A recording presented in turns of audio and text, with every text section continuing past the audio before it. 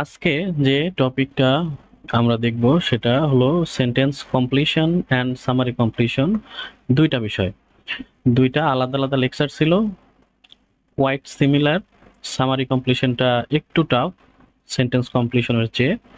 তো আমি চেষ্টা করছি যে দুইটা যেন একসাথেই নিয়ে নেওয়া যায়, যে একটা ক্লাস যেন এক্সট্রা নষ্ট না হয়। তো সেন্টেন্স কমপ্লিশন দিয়ে শুরু করলে, সেন্টেন্স কমপ্লিশনে আমরা যদি দেখি, দেখা যায় কি ধরনের সেন্টেন্স। একটা হয়তো বা পার্সোনাল ডিটেলস থাকতে পারে, তারপরে নেম অ্যাড্রেস এই ধরনের বিষয়গুলো থাকে যদি সেকশন একে আসে, এটা লিসনিং এর। তারপরে যদি দেখা যায় সেকশন দুইয়ে যদি আসে, তখন দেখা যায় যে এটার মধ্যে একটা ফ্যাক্ট, ডেসক্রিপশন, কোনো ডিটেলস, দুইজন কথা বলতেছে, এই ধরনের অডিও লক্ষ্য করা যায়। এরপর যদি আমরা সেকশন থ্রিতে যদি এই বিষয়টা আসে, তখন দেখা যায় যে বিষয়টা অনেকটা একাডেমিক কন্টেন্টের দিকে যায়।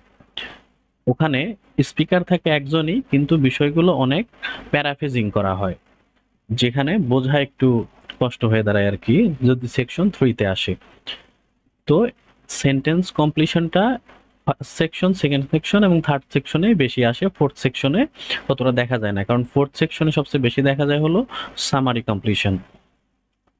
তো তারপরে যদি দেখি যে আমরা গত যে লেকচারটা ছিল দ্বিতীয় ক্লাসটায়, তখন আমরা দেখছিলাম যে এখানে তখন ওই লেকচারগুলোতে ফর্ম কমপ্লিশন, নোট কমপ্লিশন এবং টেবিল কমপ্লিশন ছিল।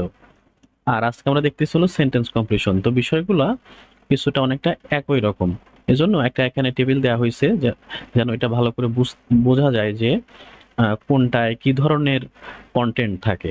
যেমন এখানে ফর্ম কমপ্লিশনের মধ্যে দেখা যাচ্ছে যে এখানে ফরম্যাটটা কেমন হয়, official format, note bullet point দিয়ে আসে নোটের ক্ষেত্রে।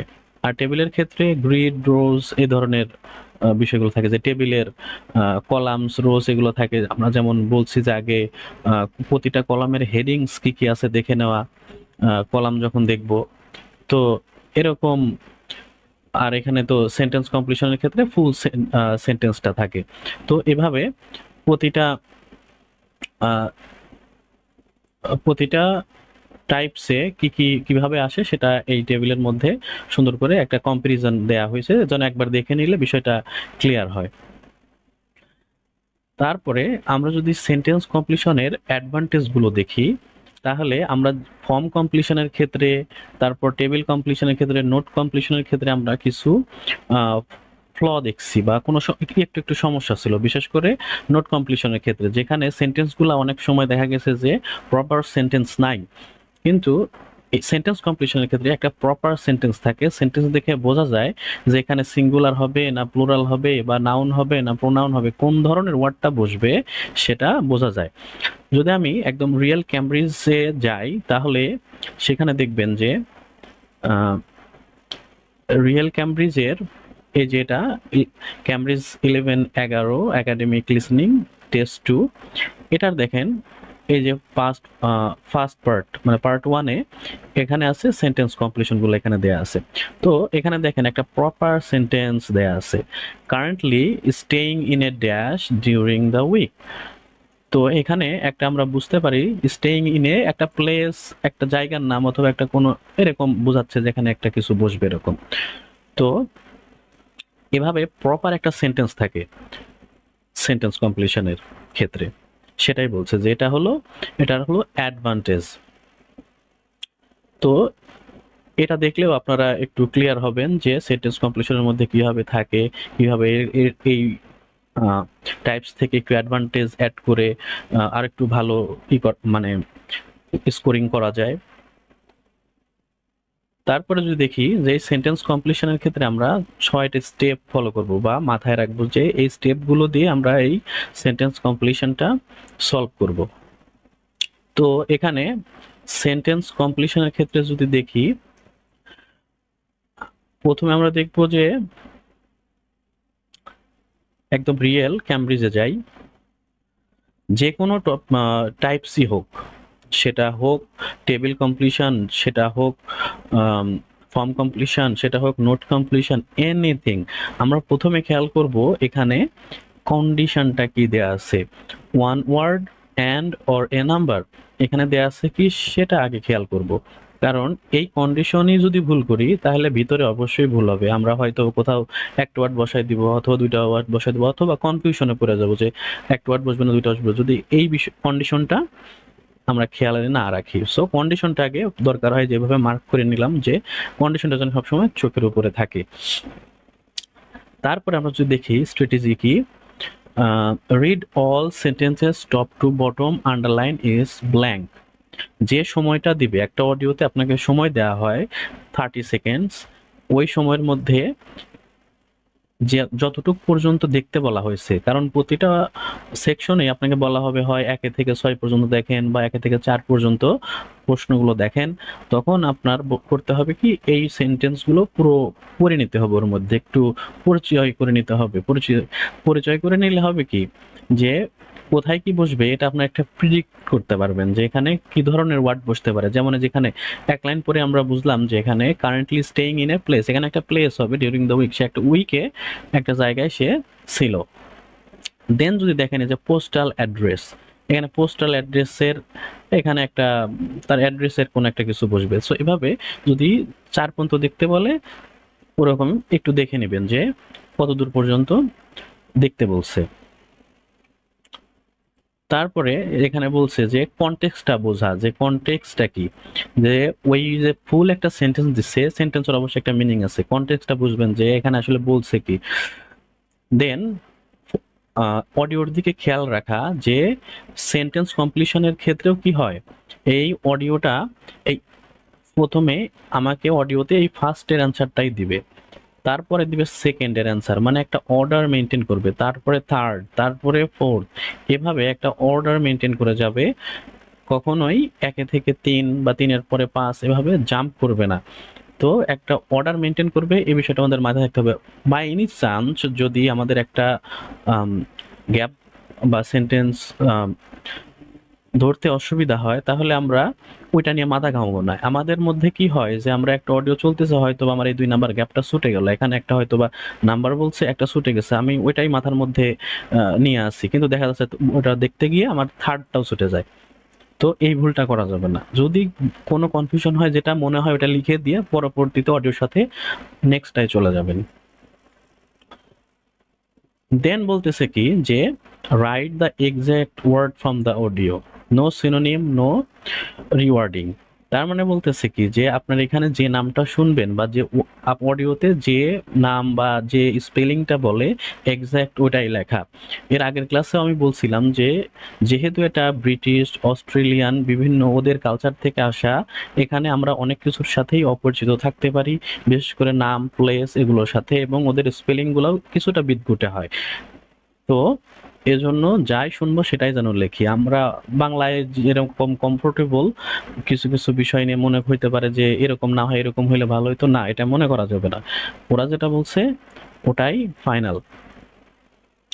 তারপর বলতেছে কি যে লিসেন ফর কারেকশন সিগন্যালস। অনেক সময় যে দেখা যায় যে ওরা একটা কিছু বলে পরবর্তীতে সাথে সাথে ওরা কথা পাল্টায় নেয়, যেমন sorry I meant something else. So এভাবে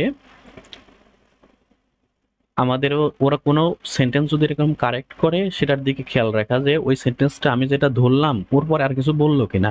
তার মানে আপনার মনোযোগ সবসময় ওই অডিওতে রাখতে হবে যে বাই এনি চান্স যদি ওরা চেঞ্জ করে কথাটা, তখন আপনি যেন ওই ওয়ার্ডটা ধরতে পারেন। কারণ আপনি একটা ওয়ার্ড আগে লিখছেন, ওর পরে ওটা ওটা চেঞ্জ করছে, কিন্তু আপনি খেয়াল করেন নাই বা ধরতে পারেন নাই, মানে ভাবছেন যে হয়তো বা আপনি ওটা ফিল আপ করা শেষ। সো ওইটা করা যাবে না, একটু খেয়াল রাখতে হবে। এই যে তারপর এখানে যে বললাম, আমি প্রথমে এটা বলছি যে ওরা যে পজটা দিবে ওই 30 সেকেন্ডের একটা পজ দেয় বা একটা রেঞ্জ পর্যন্ত দেখতে বলে যে 1 থেকে 4, 1 থেকে 6, ওই সময়টার মধ্যে পুরো যতটুকু দেখতে বলছে ওই বিষয়টা দেখে একটু হাইলাইট করে নেওয়া, যেন বিষয়টা আপনার একটু মাথায় থাকে, টপিকটা মাথায় থাকে, তখন অডিওটা ধরতে সুবিধা হয়। তারপরে যদি দেখেন যে সেন্টেন্স কমপ্লিশনের ক্ষেত্রে যদি কমন ট্র্যাপস গুলো দেখেন যে ভুল হয় মেইনলি কোথায় কোথায়। সেখানে দেখবেন যে এক্সাক্ট লিমিটিং ওয়ার্ড, ওই যে প্রথমে বললাম যে এই যে কন্ডিশনিং ওয়ার্ডটা যেখানে বলছে যে কত ওয়ার্ড বা ওয়ার্ড বা নাম্বার, কয়টা ওয়ার্ড বসবে, একটা না দুইটা, এই বিষয়গুলো নিয়ে অনেক সময় কনফিউশন এবং ঝামেলায় পড়া লাগে। তো ওখানে সমস্যাটা হয়, এই বিষয়টা খেয়াল রাখবেন, ওটা যেন ঠিক করেন। এখানে রং এবং কিভাবে রাইট করবেন সেটা এখানে ডান সাইডে লেখা আছে। তো যখন আপনাদের লেকচার দেওয়া হবে তখন এই বিষয়গুলো একটু চোখ বুলাই নেবেন, যে বিশেষ করে এই যে মানে এখানে বাম সাইডে যে দেয়া হয়েছে এখানে যে ট্র্যাপস গুলো, এই ট্র্যাপস গুলোর দিকে একটু নজর রাখবেন যে কি দ্বারা এরা আপনাকে ট্র্যাপস ফেলতেছে। তারপরে যে রাইটিং এ গ্রামাটিক্যালি রং ওয়ার্ড, কারণ অনেক সময় দেখা যায় যে একটা সেন্টেন্স যেহেতু ফুল ওখানে সেন্টেন্সটা দিছে, ওখানে অবশ্যই একটা গ্রামার মেনটেন করা হবে। তো ওখানে যদি গ্রামার মেনটেন না হয়, আপনি একটা ওয়ার্ড বসায় দেখবেন যে আসলে যায় কিনা। বিশেষ করে সমস্যা হয় কোথায়, সিঙ্গুলার প্লুরালের ক্ষেত্রে এস বা ইএস ব্যবহার বা এস বা ইএস হবে না এটার ব্যবহারে। কারণ আমরা অনেক সময় মনে হয় যে ওরা এস বা ইএস বলছে বা একটা প্লুরাল ওয়ার্ড বলছে, তখন আমরা অবশ্য দেখা গেছে যে ওরা সিঙ্গুলার বলে দিছে। তো ওরকম বিষয়টা একটু খেয়াল রাখা, যে সেন্টেন্সটা দেখে যে ওখানে আসলে সিঙ্গুলার বসবে নাকি প্লুরাল বসবে। তারপরে writing the first word here not the correct one, তার মানে এই যে আমি আগের এখানে যে বললাম যে ওরা অনেক সময় চেঞ্জ করে অ্যান্সার, প্রথমে একটা বলে পরবর্তী চেঞ্জ করে, সেটাই একটা ট্র্যাপস, সেটার দিকে একটু খেয়াল রাখবেন যে পরবর্তীতে ওরা চেঞ্জ করে বলে। তারপরে বলতেছে যে প্যারাফ্রেজিং বা substitute your own synonym for the audio word, তার মানে কোনো প্যারাফ্রেজিং না করে রাইট এক্স্যাক্ট ওয়ার্ড যেটা আমরা শুনবো সেটাই লেখা। তারপরে ইনকারেক্ট ক্যাপিটালাইজেশন, এটা সমস্যা হয় কোথায়, যে ওই যে বললাম যে কোথায় ক্যাপিটাল লেটার হবে, কোথায় স্মল লেটার হবে, সেটা একটু খেয়াল রাখা যে ঠিকঠাক মতো হলো কিনা। আর লাস্টের ট্র্যাপসটা হলো কি, ট্র্যাপস বলতে ভুল হয় যেটায়, যে কোনো একটা ছুটে গেছে, আপনি কি করেন ওই গ্যাপটা না ফিল আপ করে পরবর্তীতে চলে যান। আপনি যেটা মনে হয় বা মনে হচ্ছে যে এটা হইতে পারতো বা এরকম হবে, ওটা লিখে দিবেন, কোনো গ্যাপ রাখা যাবে না। কারণ যেহেতু নেগেটিভ মার্কিং নাই, তো কোনো সমস্যা নাই, যা মনে আসে, আই মিন ওটাকে কি বলে জানো, ভুলে গেলাম, যে কনফিউশনের চাইতে ওটা ফিল আপ করে দিবেন। তারপরে এটার যে প্র্যাকটিস আছে আমি এখানে বের করছিলাম, যে এখানে যে প্র্যাকটিস ক্যামব্রিজ 11 এর লিসনিং টেস্ট 2 পার্ট 1। তো আপনারা কি করবেন, ক্লাস শেষ হলে নেক্সট ক্লাসের আগ পর্যন্ত এই সেন্টেন্স কমপ্লিশন যে যে জায়গাগুলোতে আছে, একটু ক্যামব্রিজের বইগুলোর প্র্যাকটিসগুলো দেখবেন যে কোথায় কোথায় আছে, সেগুলো দেখে সব জায়গার সেন্টেন্স কমপ্লিশনটা শেষ করে দিবেন টেস্ট দিয়ে দিয়ে, যে দেখবেন যে আপনার কয়টা হয়, কয়টা ভুল যায়। চেষ্টা করবেন যেন 10টার মধ্যে 10টাই হয়, কারণ এখানে 10 পাওয়া সহজ।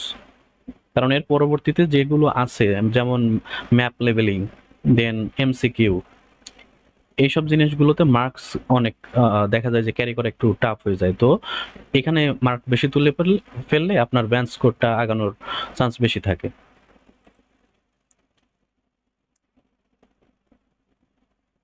তারপরে যদি আমরা দেখি যে সেন্টেন্স কমপ্লিশন তো শেষ হলো, এখন যে সামারি কমপ্লিশনটা কেমন সেটার দিকে যদি খেয়াল করি, সামারি কমপ্লিশনটা কিছুটা নোটের সাথে মিল আছে।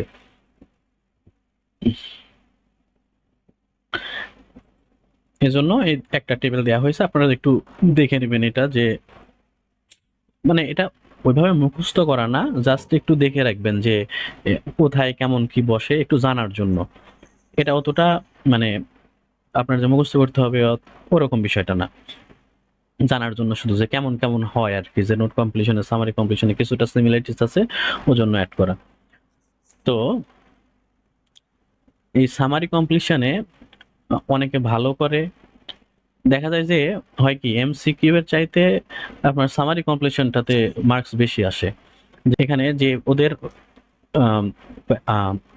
সামারি কমপ্লিশনে হিউজ পরিমাণে ওরা প্যারাফ্রেজিং করে, কিন্তু যদি মনোযোগ দিয়ে শোনেন তাহলে বোঝা যায় যে আসলে ওরা মানে কাকে রেফার করতেছে, কোন বিষয়ে বলতেছে, এগুলা এটার একটা অ্যাডভান্টেজ। যেমন এখানে এক্সাম্পল দেওয়া হয়েছে যে প্যারাফ্রেজিং স্কিলসটা আপনি যেন ডেভেলপ করতে পারেন, সেজন্য এটা একটা এখানে প্র্যাকটিস করে দেওয়া যে কিভাবে আপনি ওটা দিয়ে প্র্যাকটিস করবেন। এটা হলো আইএলটিএস 10-এর, কারণ এখানে দেখেন বলা আছে summary says promotion promotion goals focus on, মানে প্রমোশন গোলসটা কিসের উপর ফোকাস করে, আর অডিওতে বলছে যে focused on achievements and gains, এজন্য অ্যান্সার হয়েছে অ্যাচিভমেন্টস। তো এভাবে এখানে একটা ব্রেকডাউন করে দেয়া যে আপনি প্যারাফ্রেজিং স্কিলটা কিভাবে ধরবেন।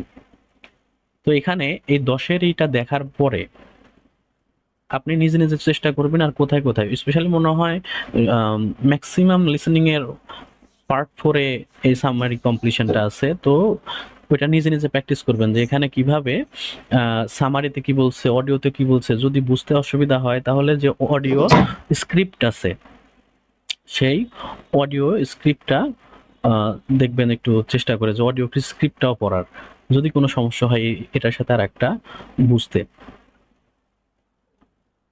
তো যেটা বলতেছিলাম যে প্যারাফ্রেজিংটা কিভাবে ওরা করে এই বিষয়টা যদি আপনি এখান থেকে এই ব্রেকডাউন থেকে দেখে বুঝতে পারেন যে এখানে একটা ব্রেকডাউন করা আছে, এটা কিভাবে কিভাবে হয়েছে, এটা দেখে বুঝে যদি আপনি পরবর্তীগুলো ধরে ধরে প্র্যাকটিস করতে পারেন তাহলে এখানেও 10-এ 10 পাওয়া সম্ভব।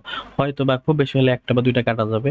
তাহলে আপনি যদি ফার্স্ট পার্টে 10-এ 10 মানে পার্ট 1-এ এবং পার্ট 4-এ যদি আমি ধরলাম এখানে 8টা, তাও 18টা হয়ে যায়। আর মাঝের 20টায় যদি আপনার 20টার মধ্যে যদি 10টা বা 12টা হয়, ব্যান্ড 7 আরামসে। তো বিষয়গুলো এভাবে একটু স্ট্র্যাটেজাইজ করবেন যে কোন কোন জায়গায় আপনার স্ট্রং জোন, কোনগুলো ভালো হয়, ওগুলো যেন মিসই না হয়।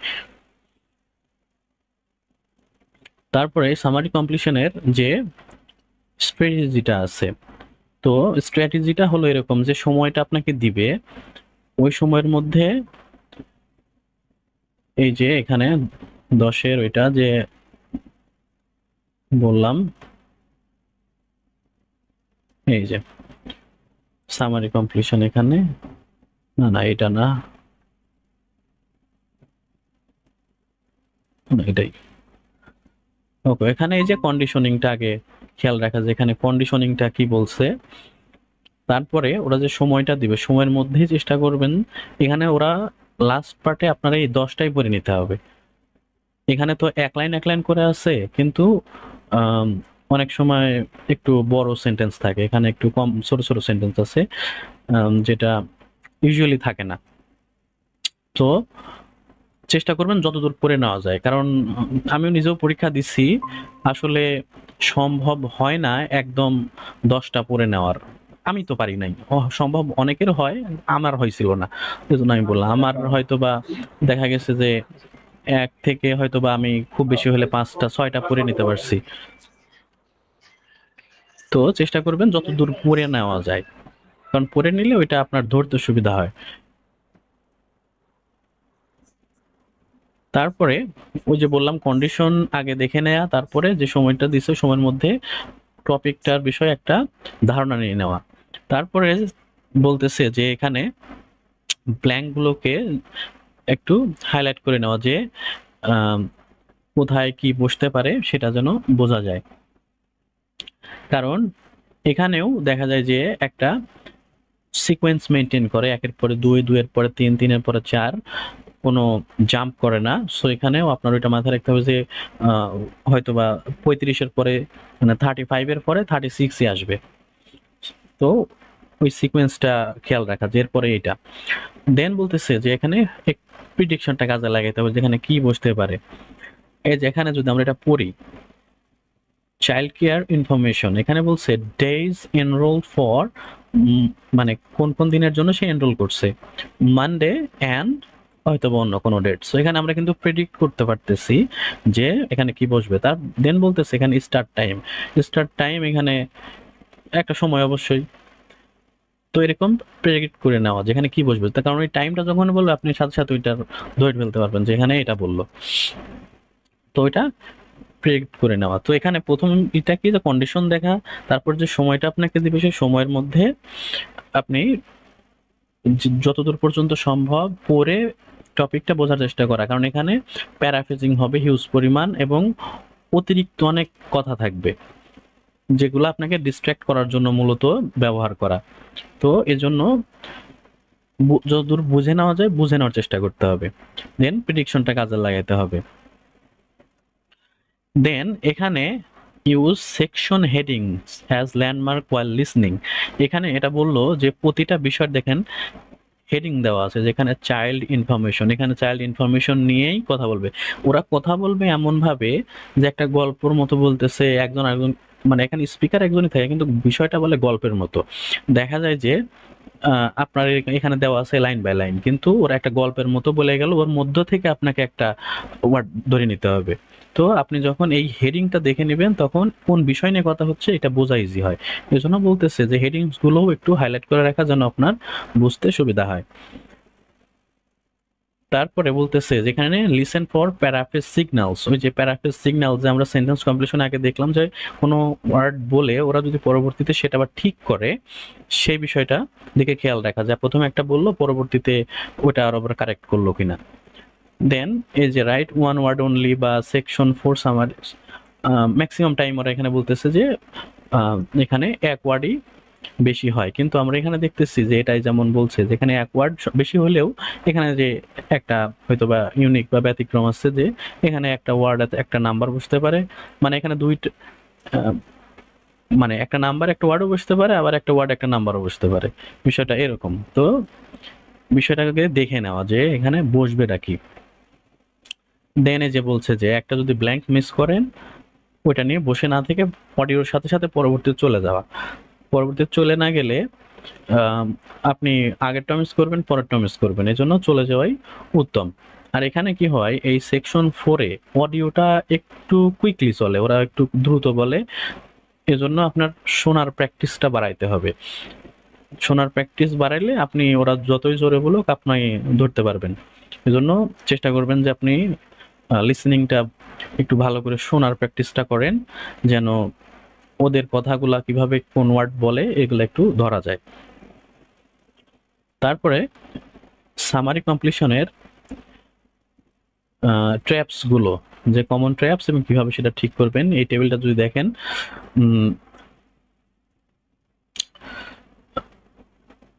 এখানে বলছে যে একটা ট্র্যাপস কি থাকে, যে ওরা অডিওতে একটা ওয়ার্ড বলছে কিন্তু পরবর্তীতে সেটা প্যারাফ্রেজ করে ফেলছে, প্যারাফ্রেজ করে অন্য একটা বিষয়ে চলে গেছে। তখন আপনার ওটা খেয়াল রাখতে হবে যে ওরা প্যারাফ্রেজ করলো, যে প্যারাফ্রেজিং যে ওয়ার্ডটা সেটা ইউজ করা।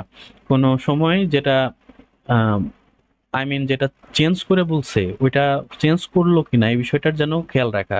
কারণ আগে আপনি একটা লিখে ফেলছেন, দেখা যাবে যে ওইটা অ্যান্সার না, পরবর্তীতে ওরা প্যারাফ্রেজ করে অন্য একটা বলছে, তখন ওইটা ভুল হয়ে যাবে।